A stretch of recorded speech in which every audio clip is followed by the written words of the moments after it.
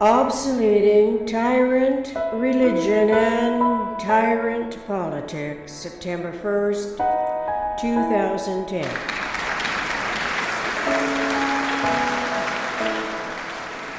Before consciousness of the four spheres that conceptually describe a tetrahedron, and as a conscionable domain of it, which is the tetrahedron thus defined, a closest packed tangency network, my mind, in any matter of concern, could not refer to the thought's energy pattern,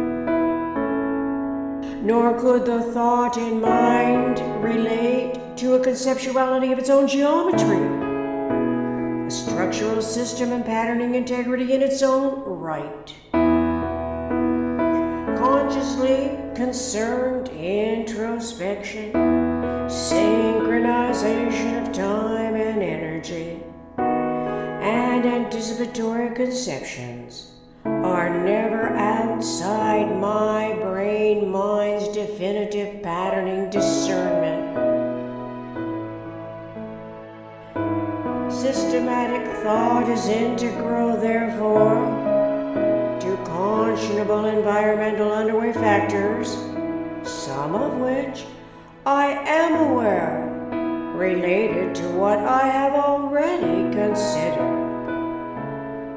But most underway events in the world of interrelating significance, respecting the apprehension, comprehension, conceptioning, I am not consciously aware of it, concerning the survival of my species at any particular moment.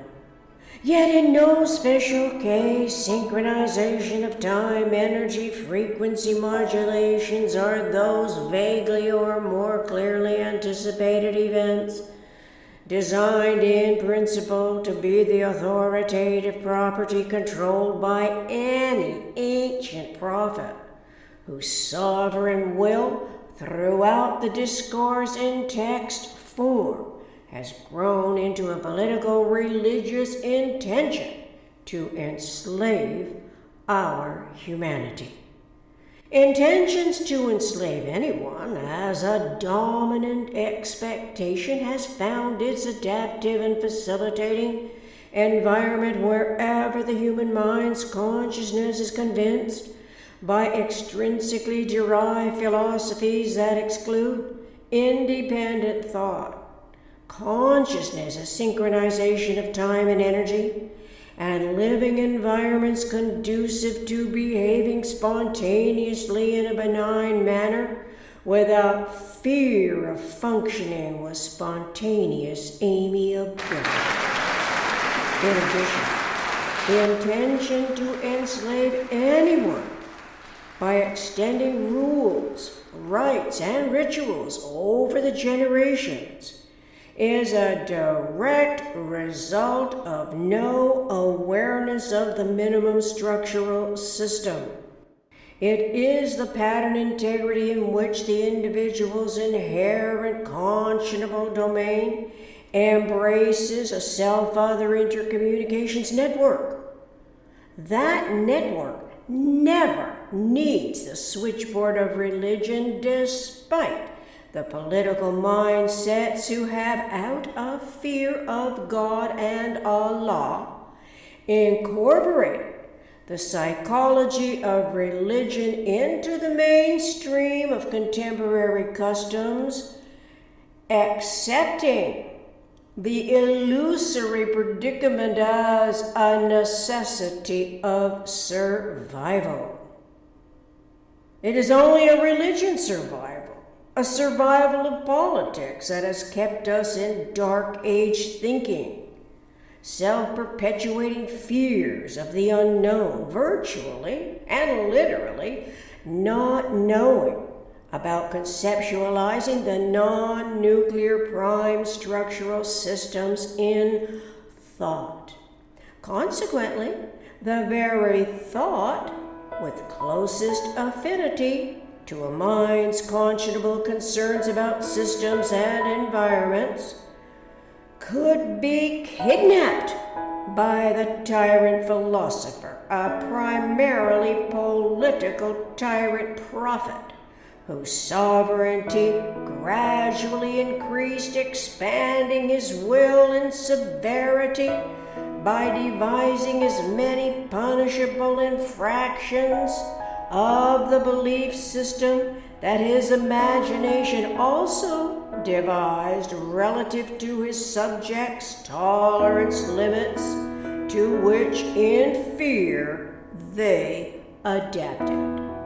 It must have been during a gradual trial and error process of convincing the subjects that they had no mind of their own, that the prophet, whose multi-personality attributes ranged in all extreme from loving to hating, so that those subservient to his will thus learned to love and hate, as they inevitably relinquished their own free will and inherent rights in an independent thought to his sovereign power, bowing, kneeling in obedience.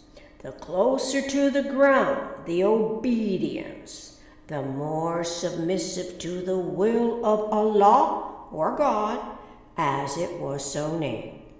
That is, before the minimum structural systems consciousness could identify thoughts, conscience domain, intrinsic to the anticipatory design, inherent in the metaphysical physical environments which are essential for structuring everything, including the universe's patterning integrity. To placate the tyrant's sovereign will, the geometric patterns working their way throughout his subjects' artistic imaginations were virtually surrendered to him. It was used to embellish and enhance the religious belief, the mosques and cathedrals, in a lasting memorial to Allah and God. Over time, it became associated with the religion, the belief, which always has its roots in the abnegation of free will, independent thought, the inherent right to do one's own thinking without first abnegating, disowning it in homage to any man-contrived sovereign master. Homage, from Latin homo, man, denoting a lower subject who declared himself to his feudal lord's man. The connoted deference was extrapolated into politics and lip service paid therein, a process that often feigns benign amicability. The slave master concept got lost in the annals of history as it was successfully contrived and gradually better disguised as the strictest religion's greatest intolerance of human behavior. The least harmful religion, comparatively, is more benign, more loving, more liberating, eventually resolving its edifices into fellowship meeting places where any number of humans can gather while sitting, standing, walking around, sharing a thought, correlating ideas, doing what humans naturally do. We naturally communicate our concerns about solving problems.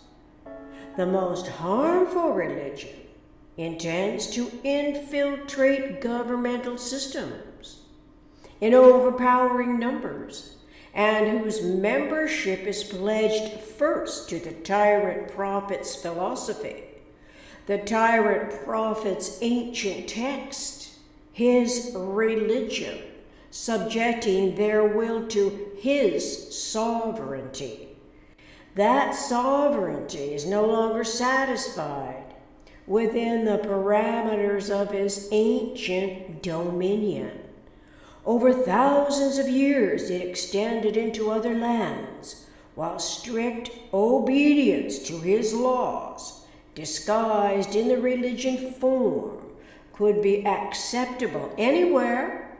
Religion is a protected right, a deference to it forsaking the conscious awareness of any slave-master relationships wherein and however it is manifest. The most important protected right has to be the right to think a thought, and the thought's domain, a sacrosanct environment, integral pattern integrity, in the inherently conceptual system independent of size. This virtually and literally means to be free, liberated from religion, free, liberated from politics. Such independence is at the heart of omnirational democracy and the omnirational universe that virtually obsoletes tyrant politics and tyrant religion, as those systems have played havoc with our humanity's spontaneous, innovative, inventive, cooperative spirit. It is the spontaneous democracy spirit that has always survived despite any tyrant's capabilities. If obsoleting politics seems contradictory to an omnirational democracy, that's because politics is not an integral function of comprehensive problem solving. Politics can serve the self-interests, while the leader, who is not beleaguered by it, is not confused by consciousness synchronization of time and energy. Politics can be confused with religion, as informed people struggle to maintain their independence from both imposters, both systems. But after succumbing to the psychology of religion imposed upon the psyches of a free world as an expected community function, in such a political religion network, the spirit of an omnirational democracy gets further suppressed. It is suppressed thus by the underway self-interests of unconscionable domains, controlled in a cultivated ignorance about the non-nuclear prime structural systems of universe. The consciousness of anything at all requires thought, some integral of it. Thinking about something invokes a thought, and the thought evokes conscionable domain awareness, which at minimum cannot be outside the universe that constitutes itself in generalized and conceptual principle. That is, a system in its own right, the minimum structural system, the four spheres, a tetrahedron, the very architecture essential to a system's self-stabilizing potential, and the individual self-realization, even that of an omnirational democracy. Let us learn more about closest packed tangency network correlative to omnirational democracy. Thank you for your interest in this important perspective.